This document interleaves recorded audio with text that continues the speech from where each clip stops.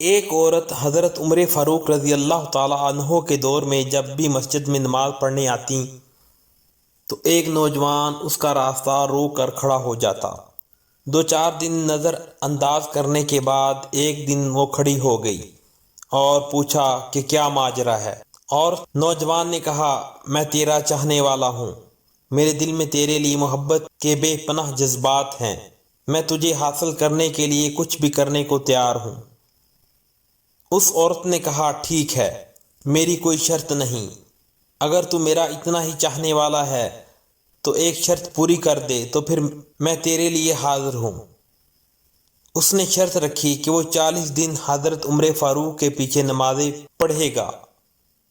آخری دن کی آخری نماز کے بعد یہی ملاقات ہوگی۔ اس نے کہا کہ یہ کون سا مشکل کام ہے، تیرے لیے تو میں کچھ بھی کرنے کو تیار تھا، یہ تو بہت آسان حل مل گیا ہے۔ 40 دن نمازیں چلتی رہیں۔ وہ حضرت عمر فاروق رضی اللہ تعالیٰ عنہ کی پرسوز اور رقت آمیز قرأت سنتا رہا۔ 40ویں دن کی آخری نماز کے بعد جب وہ واپس پلٹنے لگا تو وہ عورت وہاں کھڑی تھی۔ وہ نظریں جھکا کے گزرنے لگا۔ عورت نے کہا، میں حسب وعدہ کھڑی ہوں۔